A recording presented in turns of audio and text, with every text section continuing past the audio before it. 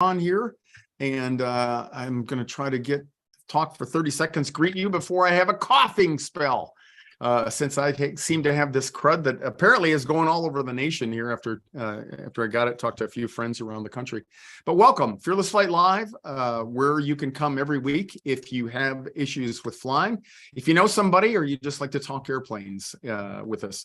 And we're happy to be here every week, and we're here for you. So any questions you have, any comments that you might choose to put in the or leave in the remarks or anything like that, we really value. And it's just our pleasure to do this every week. So let me run through. So we're seeing your speaker's notes, Ron. No. Come on, PowerPoint. You're so cruel to me. Oh my gosh. Although the good news is there's nothing incriminating here. Yeah, right. Thank God for that. All the secrets. We don't want them. Yeah, exactly. Secrets. We just had a perfect rehearsal. Does that look any better? There we go. All right. So here we are live, Fearless Flight this week, and we always make a pitch for our private Facebook group called Fearless Flight Birds of a Feather. That's for anybody out there, friend or fearful flyer, whatever. And it's a great place for people to go to meet with one another and both give and receive helpful hints, tidbits, and solve problems together. We encourage you to join. And tonight's show is about coaching. We have a special guest here, and coaching, and we put that in everything we do is really some form of coaching. And right now the number one thing that we're promoting is our Clear for Takeoff 201 global online course, because it's a place where you can go on demand and get the information that you need to prepare yourself for your next flight. And second only to that is our new membership, so you can stay current as well. And because if you keep thinking what you've always thunk, you're going to get what you always got. You know, that's an old saying, but it's really true. And so many people, when they come to me within 7 days of having a flight, they were just really, really counting on something changing between the last time they flew. But unless you do something significantly different to change the way you think, it just isn't going to happen. So we encourage you that. So tonight we have our special guest, Jennifer Sumner Petty, and Jennifer did elite coaching with me, and that's a private one-to-one relationship that I have with a lot of people.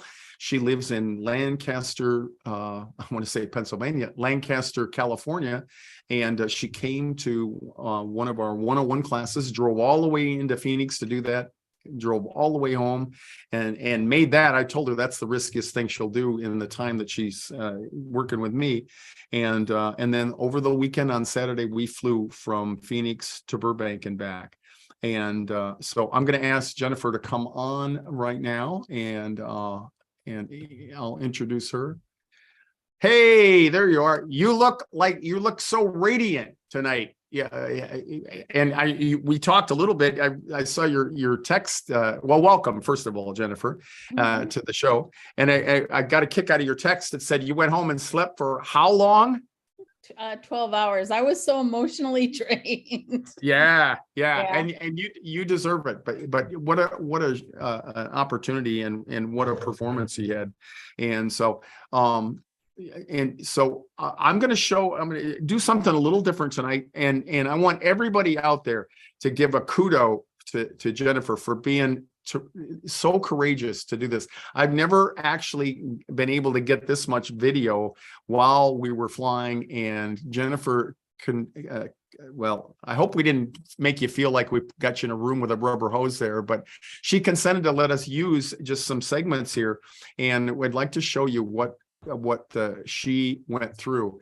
And so let me share my screen here first of all, and number two, so hopefully you guys can see that. And so this first segment was, we're going to call it, I'm glad I took your class. And what we're going to do is we're going to, I'm going to show the first couple of minutes there. We're in the airplane, and then we'll come back and we'll talk about it. So let me do a new share. Advanced. And we'll see how lucky I get. Okay. Are we looking at the video game? Never like was one of the ones that was like, you need to do it. Or, Right. I mean, she probably, I don't know. I don't even know what I told her, but she never tried to force me. And again, your mom. If your mom had known Yeah. how much you were hurting inside, Yeah. she would have been the first one to come to your aid. Yeah. But we don't know that. Yeah. Because by the time you're 16, Yeah. you've pretty much learned to internalize a lot of the painful experiences, right? Well, yeah. We don't go sharing our emotions a lot in this culture, right? So that's those little bells. The bell means that we're next for takeoff. I'm so glad I took your class because the stewardess talked about that, and it totally helped me. And I'm telling my husband. And you that can put your first back. I said, it's okay. I said, you know, they talked about the bell. Okay. So you remember that? Yeah. Now I remember. Yeah. Yeah. And Diane was talking earlier on about the mandatory announcements and stuff and like that. So during, so you come to the airport that day. What was it like when you came to the airport that day? I think. What was it like leading up to that? Well, okay, so we had driven in from, California into Phoenix and then got a hotel. My husband drove in, and he drove, thankfully, so I could just kind of like, I don't even know. I was like in a fog, really. And then Sure. that night, I didn't sleep very much. I just had a lot of angst and anticipation of what was going to happen. Do you want me to share how long it's been since I had flown at that point? Absolutely. Yeah. So, I hadn't flown for about 40 years. And So you've been practicing for this moment for 40 years. I And let me guess- say, every guess so. minute of your practice was paying off. yeah, I avoided in all costs my entire adult life. It never thought I would get back on a plane, and I was very happy ground traveling and Amtrakking all over the United States. Very content, and really never wanted to ever get on a plane again. So Sure. that's kind of where I was. And the day I got there, I think you asked me, and I think I said I'm kind of in denial because, like, I just want. I think I was disassociating from my body. Like, I just didn't want to even think about what was about to happen, basically. Let me jump in on that. Okay. And you're the first person, well, the first time we've done this, you're the first person that's actually captured what that is. It is not denial. It is dissociating. And that is a function of the brain under stress to take you out of this moment. And everybody that I see that goes through this process that you did, I'll be sitting there, you and I, we were having some up and down moments, right? When we got in, we were talking and joking and stuff like that. And after you met the pilots up there and you came back and sat down and things were going on, and you'd settle into a little bit of a mode, and then something would go off like the ding overhead, and then it would startle you. And every time that happens, I would hold my hand up there. There's the porch light is on, but there's nobody home. That's what dissociation is all about. And it's what you did, and it's what so many people do that are not even aware of that. That's a sign of post-traumatic stress. Okay. And so that's what we're dealing with. And if you did nothing else for people who are watching this tonight, you showed them what they look like when they're trying to get through those first moments on an airplane. And you represent about 95% of the people that I've ever flown with. Okay. Okay. So that's a really good awareness of dissociating. And the thing is, that puts you in a place emotionally where you can't even remember your name. Okay. And it's just so traumatic. And so keep going there. Yeah. And so, Yeah, and then we just kind of went through, you talked me through what was going to happen and the anticipation, and then there was the delay. That was the first big nerve-wracking thing that happened. And we talked about that because I literally said to you, there's a delay, there's a mechanical problem, something's wrong with the plane, I don't want to get on. Like something was wrong, and I was already freaked out. Right. But you called it. You knew what the problem was, and it certainly was the right problem, but it was not a mechanical one, but I Right. thought it was. Yeah. Yeah, and again, that's symbolic of the benefit of having someone there Oh, yeah. or having information, because I can't be there for everybody, obviously, but if you take the 201 course that we have, you have access to the information now, and you had done so much self-study in the time. We barely just met a month ago. You and Diane and Eric and I met at the 101 class where we get on the airplane here in Phoenix. Right. And you drove down all the way from Lancaster for that event, and then went back, and then you called me up and you said, I want to fly with you, I want to get this show on the road. And then you took the bull by the horns and started learning about that. But again, that whole thing of your investment in this is what really got you through this. Okay. Well, I credit that plus you being there, because you were answering every single question I had throughout the process, which to me, it was so, I can't even express how helpful it was, because your mind and your imagination goes wild with all the things that could go wrong or could anything. And you were very good at explaining it. So it was helpful, very, very helpful.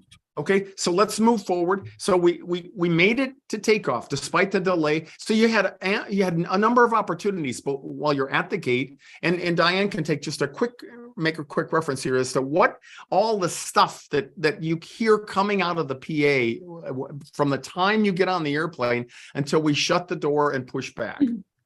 Right, there are, as you mentioned, there are chimes, there are dings, there's things going on, dinging. And that's the flight deck dinging us to tell us, the flight attendants, certain things when we need to sit down, when we do all kinds of stuff. But there's a lot of, as you probably were subject to, a lot of announcements, right, Jennifer? Yes. The flight attendants were making a lot of announcements, and they were probably walking up and down the aisle. Were they doing that, kind of looking in your lap, make sure your seatbelt was buckled, that sort of thing? I don't remember that, but I was probably so emotional. I don't remember that, but You probably didn't know that part. But I did remember walking. I just don't know what they were doing. What they were doing. And that's okay. You don't need to know what we were doing. We need to know what we were doing. There was an actual moment where you said you laughed, Jennifer, and you chuckled because you didn't realize that there was a seatbelt there and it was behind you. And again, it's just typical of your mind and dissociating. You can't do the things that you would normally do. Absolutely. Yeah. And those are the kinds of things that we're doing. That and I was mentioning earlier, there's an article in the newspaper this morning in the Arizona Republic with regard to airplane mode. People putting their phones in airplane mode. And I don't want to address that particular sort of thing, but when we make announcements, some of the announcements are pre-recorded. Different aircraft, different airlines have a different methodology of doing those sorts of things. With my airline and my airplane, we do everything on a PA system. So we are physically making an announcement. And a lot of the individuals, some of the people on the plane, they've flown a lot, or maybe they haven't flown very much, and they get a little annoyed with some of the announcements and what we are asking people to do as we walk up and down the aisle. For example, the exit row announcement. Individuals that our passengers need to understand, we are required as flight attendants to make those announcements. Many of them absolutely must be done verbatim. It's required by the FAA, and not just our airline, but the FAA requires a very specific wording for exit row briefings and for other kinds of things. So sometimes you'll have a passenger and maybe not to us, but to other people say that we're on a power trip. The flight attendants are on a power trip. And I don't want to say that some of them aren't, but 99% of the issues are in regard to the fact that we absolutely have to say certain things verbatim for the FAA. For example, if we had an FAA inspector and we didn't say the exit row briefing perfectly, we could get in trouble. Our airline could be fined. And so it's not just we're doing it just to be annoying. We're doing it because we are required by law, by the FAA or our airline to do things a very specific way. So and Jennifer, when you say it's fair to say that for you, it wasn't so much, being annoyed by them, is that you were intent upon listening to each one, and sometimes because I was talking, you didn't hear the first part, and so that would just add to your anxiety when you didn't know because you would say what they say, and a simple thing like we are not allowed to close the main cabin door. We can't even close to the aircraft until all of the seatbelts are buckled, the bags are stowed, and the bins are closed. So, I mean, it's a very simple thing like that, but we can't do that until a number of other things kind of fall into place. So when people kind of look at us and they're thinking, God, those flight attendants aren't doing anything, our little rat-like minds are going a million miles a minute, trying to make sure that all of the things we have to do are getting done. So. Yeah. Okay, so you guys can see the video screen again? Yes. Yeah. Okay, so for everybody out there, this is going to take us from the end of taxi as we approach the next in line for takeoff, through the takeoff, and then a couple of minutes. And I just want everybody out there to pay attention to the various transitions that you see Jennifer go through. So here we go. Not a bad thing. It just means signals for things. Yeah. So unknown or unfamiliar sights, sounds, and sensations, our brain says not good. Yeah. Because we're wired to think the worst. Yeah. So when you were 16 and you had turbulence and you didn't know that wasn't going to bring us down, and you connected and said, but what so you got you calmed down quite a bit. Remember that, Jennifer? Or I don't know if you remember that or not, but the knowledge that you had people that you knew had died. And just the fact that it was just so violent. Exactly. It was and you so felt violent. out of control. Yeah, and people were screaming, like it was so bad. Like and then you're alone. You don't even know what to do. Right. And there's nothing worse than being alone and being frightened. Yeah. So this is where you were having a little bit of a flashback, and we'll talk about that when the video is over. Remember that when you're talking about your earlier experience? Yeah. You're not alone right now. No, I know. I'm so not thankful. only am I here. I couldn't. You know what? You said. You said, oh, money and this. I don't care what that is. I you know what I mean? Like it was like it didn't matter to me. And you're not alone for two reasons today. One, you've got me. Yeah. But more importantly now, you've got you. Yeah. And the reason you got you back is because you've got something to counter the old you, which kept telling you harsh information. Yeah. Or no information. Yeah. So we're going to pull out onto the runway. You're going to hear the engines come up. You're going to feel pushed back in the seat, but you're going to take that. Are we on the runway right now? So here's takeoff. To the runway right now. Oh my God, it was so fast. Don't you worry, there's no delays. So now, I want you to feel the acceleration and say yes. Because we want to accelerate like a stall. I just want to get the heck to where I'm going. Oh God. Okay, look at me. I don't remember being this fast like this. I do not remember it like this at all. I have no recollection of that feeling. Right, because you were overwhelmed. I don't even remember it. Those engines are producing about 70,000 pounds of thrust. Look at me.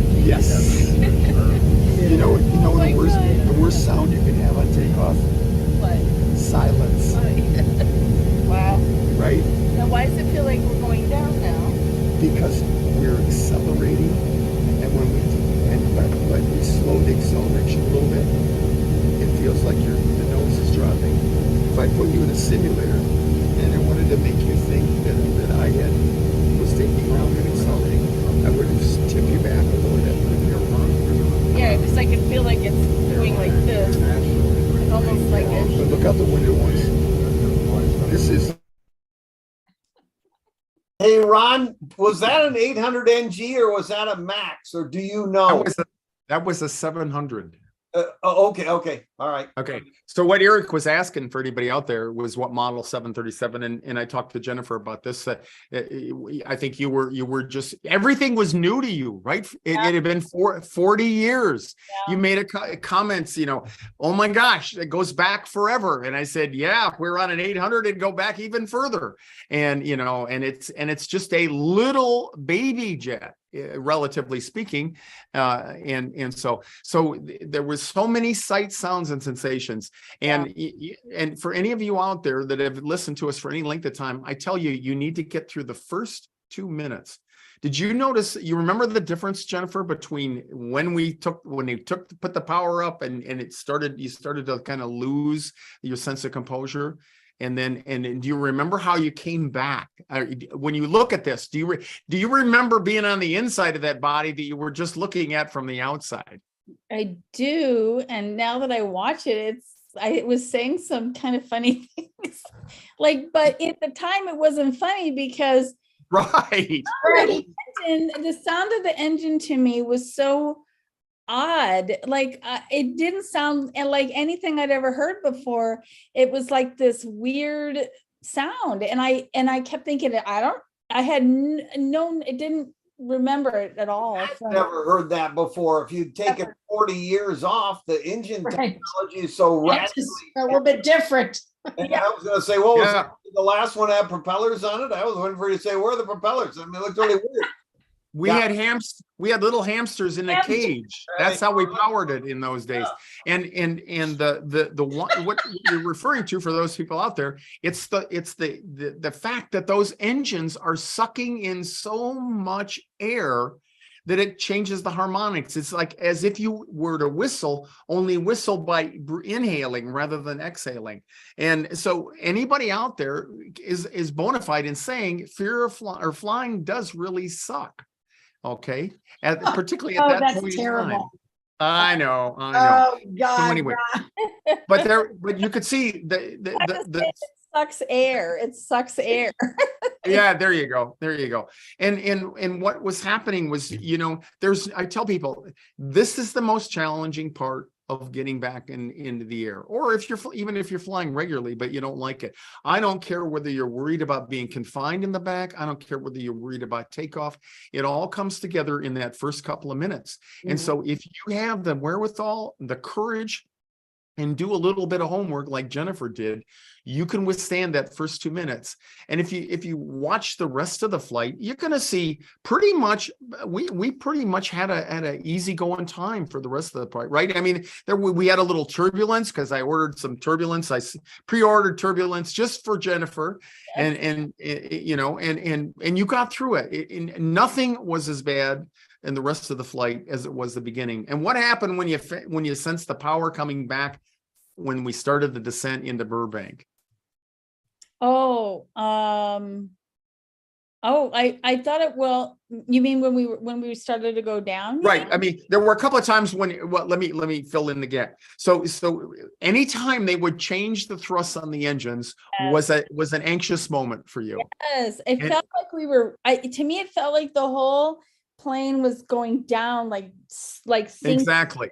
And I'm like, why is it sinking? And it was right. Yeah, I had no memory of any of that ever. Right. And no matter who you are, if you're a human being, and we restrict what you can see in terms of not being able to see the horizon in front of you, and then we change the thrust in a way that we can do easily in a modern jet airliner, either by increasing the thrust, which is also cued up by the noise, or decreasing the thrust, which is cued down by the noise, you have a sensation in your middle ear that you are either climbing or descending. So every time they make a change, we were in the climb. When we took off, we used maximum thrust. Okay, and there are certain circumstances under which we use that. When we get 1,000 feet of the air, the first thing that happened is the pilots made a slight power reduction to what we call climb thrust, because we are still accelerating, we're still climbing, but we no longer need all of the thrust on the engine or as much thrust to maintain the momentum that we're looking for. So we reduce the thrust sometimes if we took off with more than climb thrust. And every time, for the typical response from people like you, Jennifer, and others is, oh my God, we're sinking. Oh my God, they've turned off the engines, because it's a notable sensation and it's a notable sound when you hear that disparity there. And so what you did, but the fact that you could ask questions and be there and handle them just like that, and you're going to have the benefit of the video that we made, so that you can basically rehearse that, and you can play it in real time when you're flying out again. And we're gonna be adding more products like that so that other people can do that. Because how powerful was it for you to get answers in the moment? It was really powerful. Actually, I don't know how it came about, but when I knew that I was going to be flying, which was about 8 months ago, I kind of started to panic, and I thought, I don't know how am I going to do it. There's no way I can do it. Like, I just couldn't even imagine it. And then I thought there's got to be a way that maybe I can hire. I thought literally in my mind, like, maybe I could hire somebody to like fly with me or something. I didn't even know it was really a possibility. And then I just happened to come to the class and it was mentioned, and I'm like, okay, that's it. I know what I need, because I'm a very logical person. And if you explain things to me, I feel like as long as my questions are answered, that does help me a lot. Me personally, it helps me. A noise or a feeling or something, then I'm like, oh, okay, that's logical. And it's just a matter of connecting the dots out there. And again, to your credit, you did a lot of homework before we flew. And when I say a lot of homework, I mean you took some advice, and you took some notes, and you did some things to connect them, so that when we got on the airplane, it was a very quick process to say, oh, that's the dinging. That's because I remember Diane talking to you about that in the class, in the 101 class back in the early part of November it was when you came, and then, but you forget that, right? Because you can't even remember your name when you get to the airport to go flying, because now everything's going to come together there. But it was incredible to watch you and watch the stages. So 2 minutes, that's all you guys got to do. You got to get through the first 2 minutes, and you provided evidence of that. Now the last part, we're gonna what I was alluding to was when you realized that we were beginning the descent into Burbank. Even though the block time was 1 hour and 35 minutes, when you look at the time, the itinerary, the way when Southwest sells the tickets, it's 1 hour and 35. But that's never ever the case. It's all because that always includes time from pushing back, putting the airplane in motion at the gate until we get to the runway, and the airborne time is just from the liftoff to touchdown at the destination airport. So that was so you always get a plum thinking, oh, good, I don't have to last for 1 hour 35. I just got to last for about 1 hour. And that comes still as a surprise, because when we started that descent, you like most people said, what's that? And I said, we're starting the descent in there. But you didn't have to be coaxed on that one, did you? You almost went to sleep on me after that, right? What was that like when you realized we're in the descent?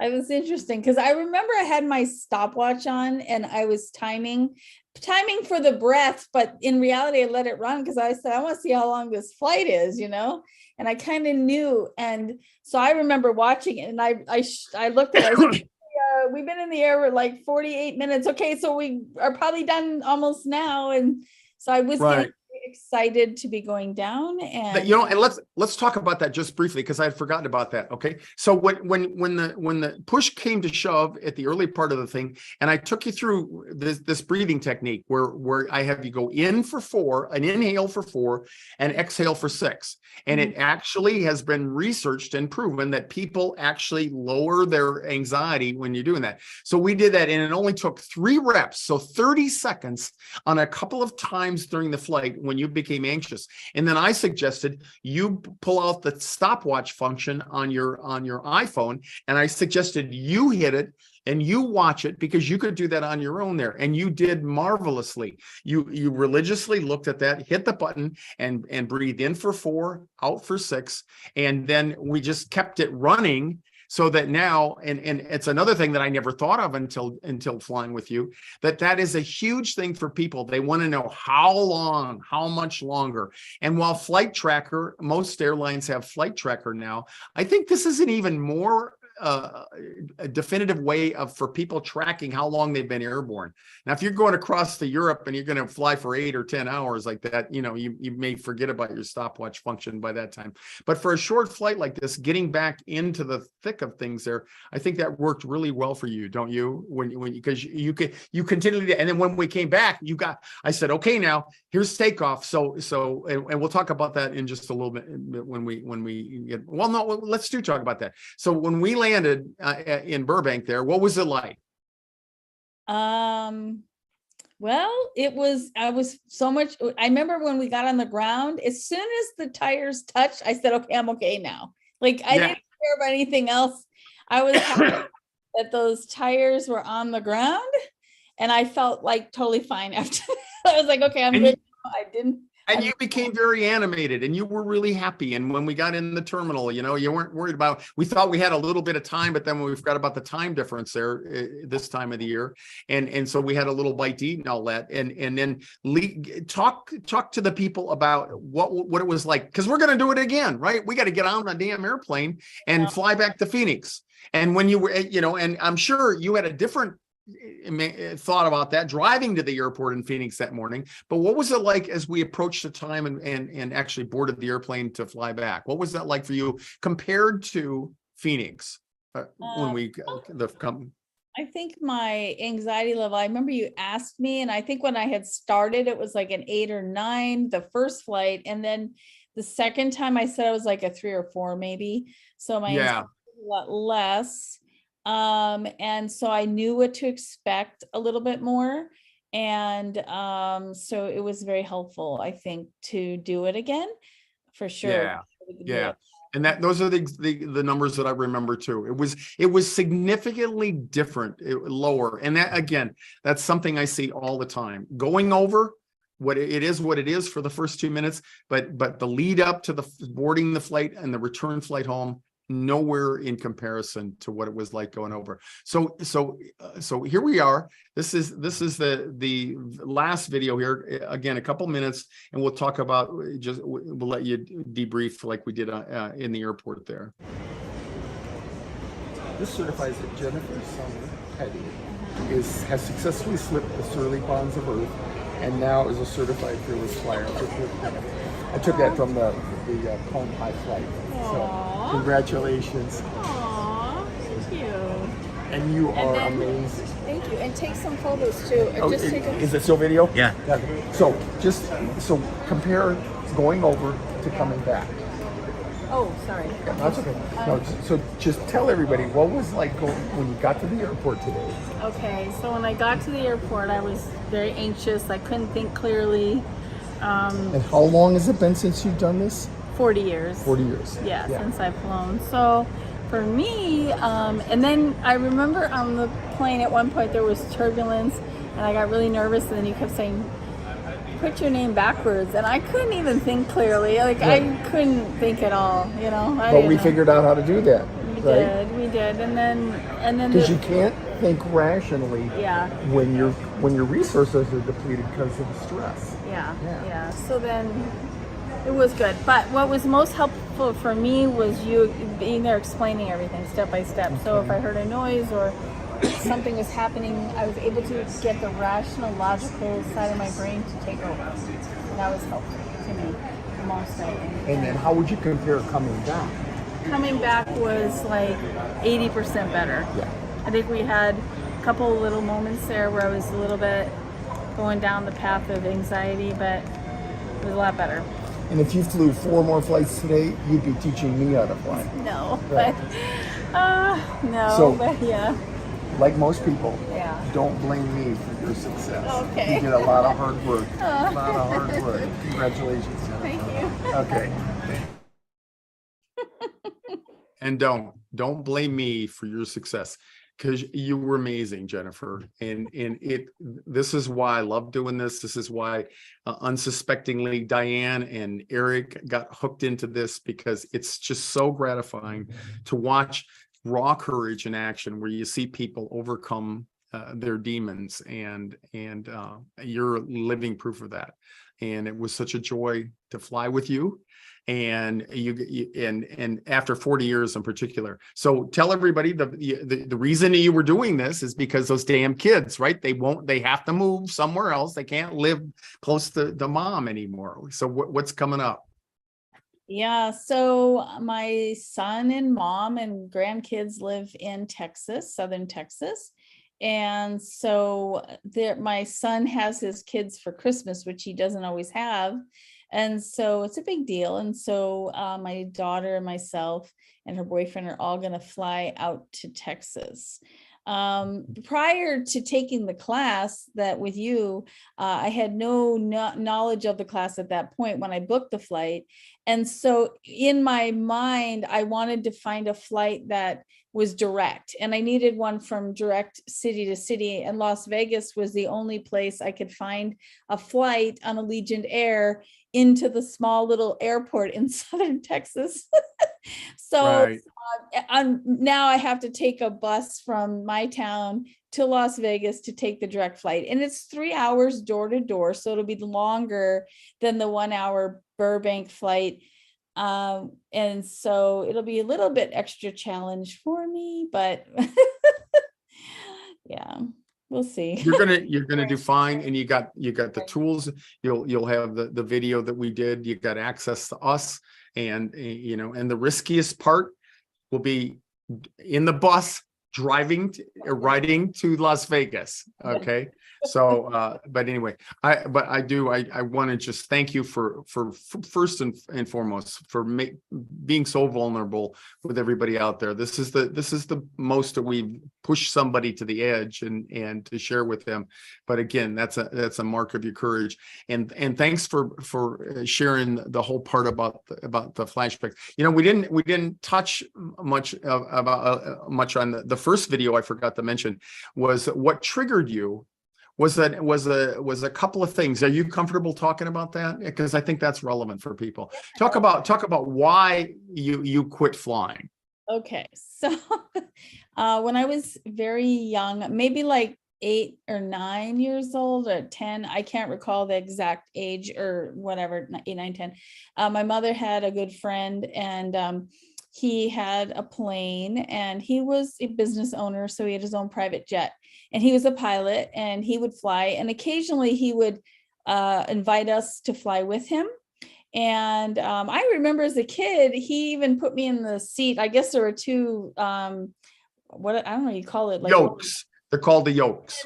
He was like, "Here, you can fly the plane." I'm sure I wasn't really flying it, but he Right.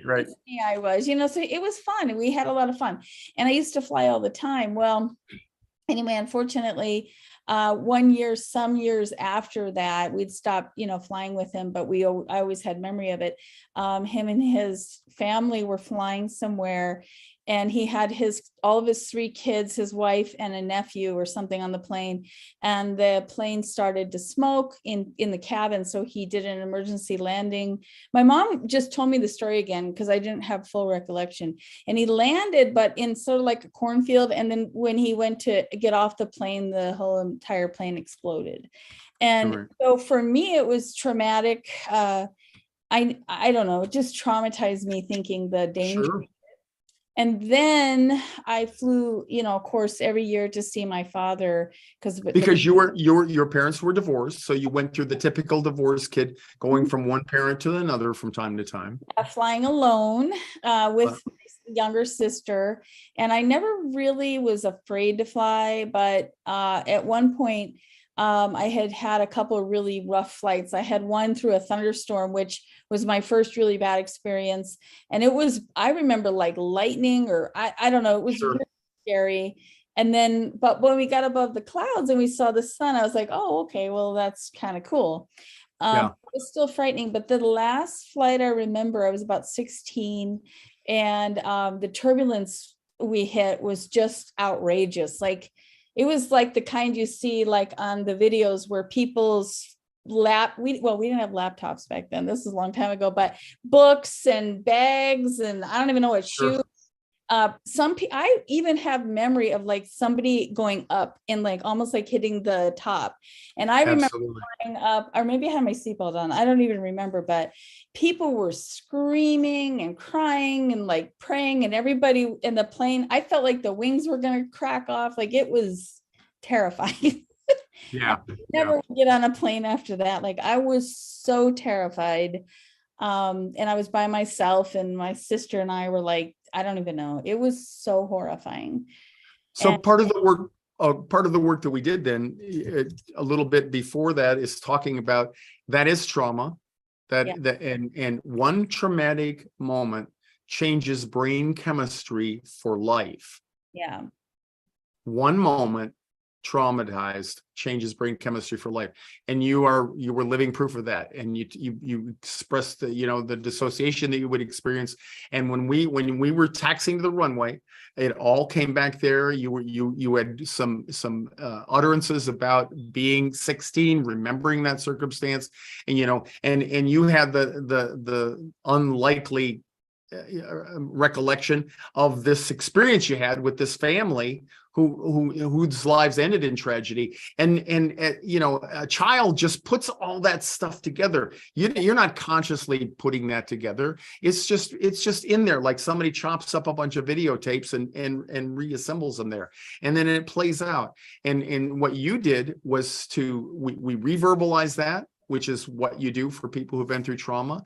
We talked about how you not so much, we did a couple of visualizations when we coached, if you recall. We're talking about, there, and you had tears come up, and the tears come up because you were alone in that moment. Even with your 13-year-old sister, there was nobody there for you.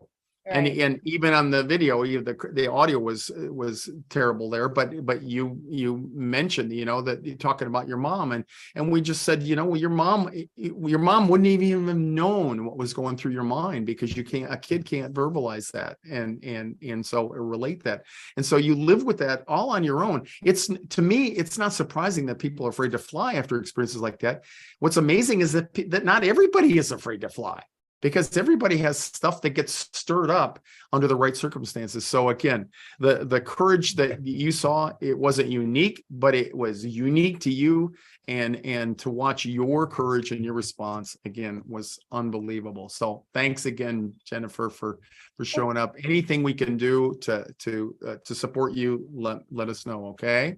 Mm-hmm. Yes. Okay.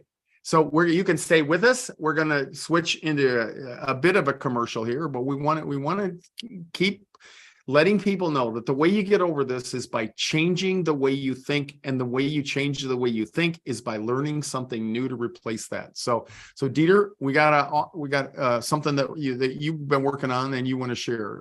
I do believe. Do you want me to put my screen slides up there, or do you want to? Yeah. Why don't you put but so Ron and I were talking about how a lot of these holiday coupons and stuff are for the holidays, but most of you want to fly before the holidays or in time for the holidays. And so we thought that we will put a 50% coupon out there for anybody who is interested in our global online course, the Cleared for Takeoff 201. And Ron, maybe do you want to quickly just talk about the 201? It's the thing that it's the class that became so popular that people still call me, particularly from LA, but here in Phoenix area, we were limited to 2 places where we did the 201. And that was a day-long course that we would go to a hotel room and we would have people come in, and then afterwards, people would fly with us. And it was a great opportunity. We had some great resources and all that, but then the pandemic came.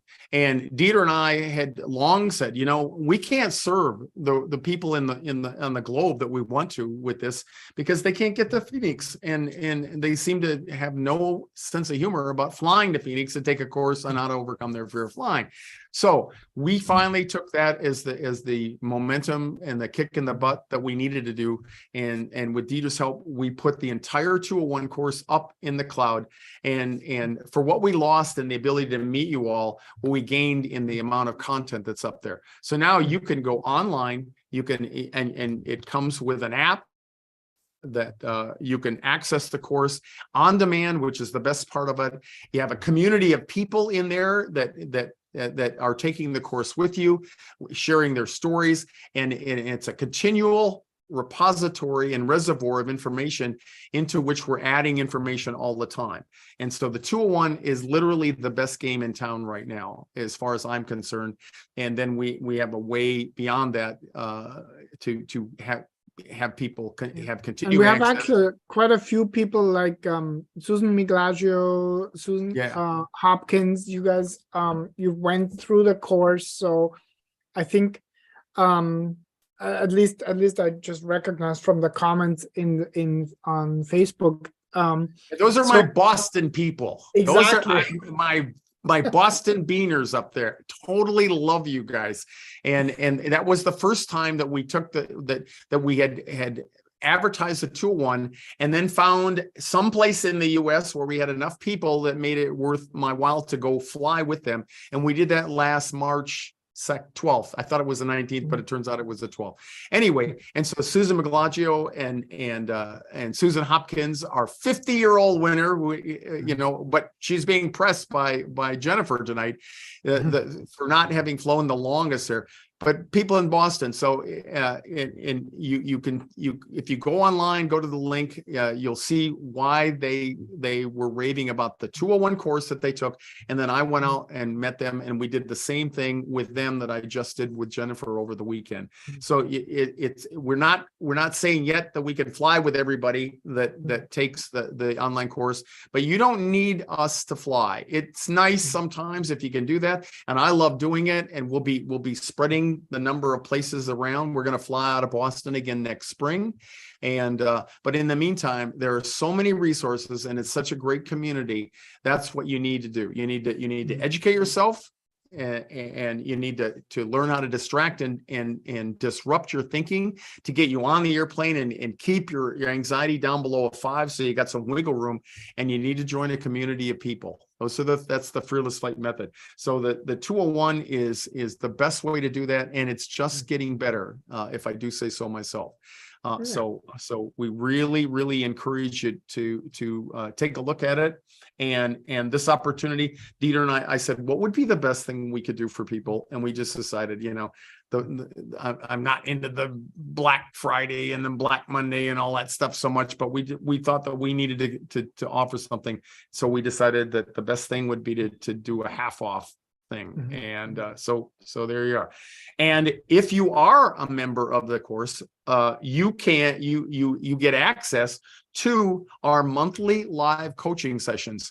And I haven't sprung this on Jennifer yet, but I was going to see if I could steal her away again next Thursday night, not this coming Thursday, but next Thursday, and have her tell, because we're going to talk about some of the techniques that we did. We're talking about the mind chatter, and I think you'd agree, Jennifer, right? It's between your ears where the greatest simulator in the world takes place, right? It's constantly talking to you and telling you how bad off you are, or just scaring the bejesus out of you. And so we're going to talk about, it's going to be part 2. We started last month talking about Mind Chatter, 6:30 p.m. Pacific, 9:30 Eastern. So you can either get access to this by being a member of the 201, and Jennifer's a member of the 201 now, so she'll be in there, hopefully leaving comments and things. And or if you just want to try us out and take a look at the class, you can click on this link right there and do that. And that will get you into our app. We have an app now where you can access anything that's in the you subscribes to, and a lot of free stuff through our FearlessFlight app there. It's called, I'm sorry, this is the FearlessFlight Club, but it comes available through the app there. And we have 3 levels of membership on that. Again, the link that I had up there, and Dieter will leave that in the remarks there. These are the 3 levels of membership there: premium economy, first class, and lifetime membership. If you have been a member of the 201 class, you can you get access on a month-to-month basis once the initial access expires as well. And that's what that's all about there. Let me see. Here's the app I was talking about. You can get access to the Fearless Flyer Club and stay current, just like Diane and Eric and I have always been required to do as bona fide aircraft crew members. And here's what the app looks like when you have it on board. You can see if you have the 201, you can just click right on that, and you can take advantage of all the good stuff in there while you're a member there. So again, holiday special. We would love to see as many people join it as possible, and we encourage you to do it before next Thursday, because that'll be our last live coaching call of the year. And it's going to be a good one, because we're going to have people like Jennifer come on and talk about their experiences. This is a real deal. You can get over this.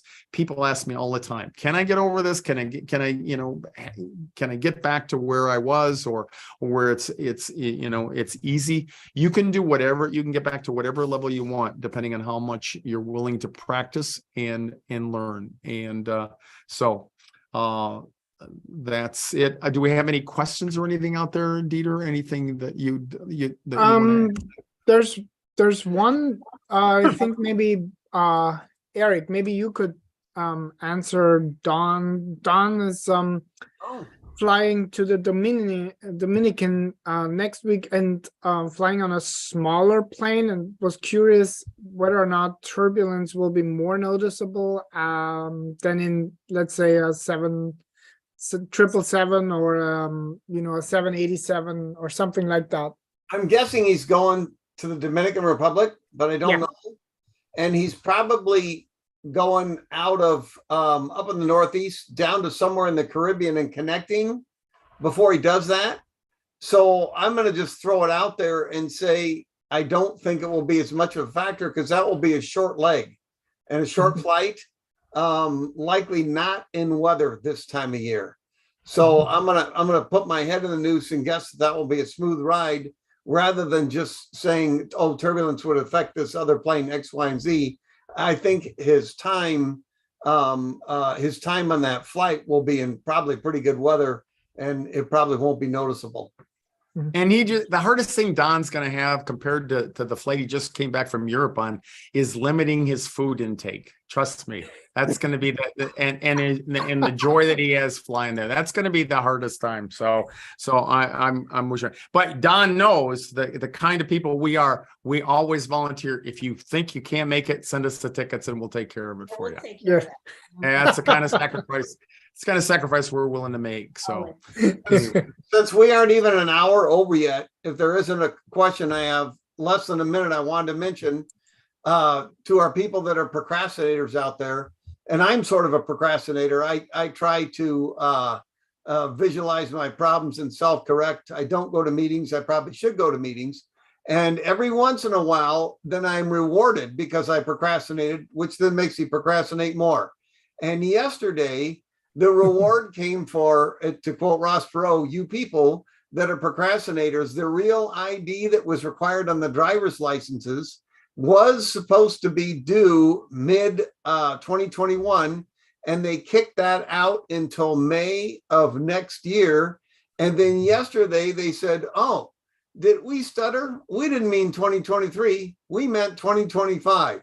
So now you can hang out and see if they're actually ever going to make you do it, or you could just get it done, because who doesn't love to go to the DMV? I love to go to the DMV. Yeah. And if you're gonna do it over Christmas, because they're not, nobody goes to the DMV for Christmas. Those poor people are lonely. They're sitting there sobbing. You can be in and out of there in minutes. I did mine in 6 minutes and 35 seconds last year. It was unbelievable. If you go in over Christmas. Any other time, it could be 6 months, 6 weeks. Oh, stop. It's not. The rest of your life. But yeah, if you're over the holidays, it's going to go fast. Yeah, and they've deferred that a couple of times getting to this point, I believe. And for those of you who might not be aware of it, it's just an effort by the TSA to standardize the identification process, so that you know if you don't have a passport or something like that, you can everybody will be standardized. So anyway. And you had made a mention about recurrent. Just so y'all know, next Tuesday when I'm on, I will be slightly on the paranoid side, because next week I go up to Denver for my recurrent testing. So you all need to know that, as the guys well know, they go even a little bit more frequently, but once a year we have, as flight attendants, we have to go to the motherland, whichever motherland your airline has. And I go up to, yes. And you have to recite your ABCs. I get tested on all kinds of things. There are scenarios and how we respond to scenarios, and all kinds of testings and opening doors and putting on PBEs and fighting fires. We have to put out fires and stuff. So you'll see me next week. I probably won't be smiling quite as much, but it'll be okay. But you'll be top-notch requalified. I'll be fab. We hope. Exactly. Okay, so that'll bring us to a close again. Again, I want to thank you, Jennifer, so much for being who you are, for having the confidence in me of all people, and really for coming on and being so vulnerable with us out there and letting us watch you go through your process. I hope it's been worthwhile for you, and you're just gonna go all kinds of places now. The airlines are going to love you, because you're going to start spending more money, and the Amtrak's going to have to find somebody else to tag now. So anyway, and way to go, Jennifer. Way to go. And good luck, Diane, next week in recurrent. Eric, you and me will just keep stumbling by, trying to rest on our laurels. And thanks, Dieter, for all the work that you've done to do that. And thanks to all of you out there. This has been Fearless Flight Live. We'll see you again next week. Bye-bye. Good night.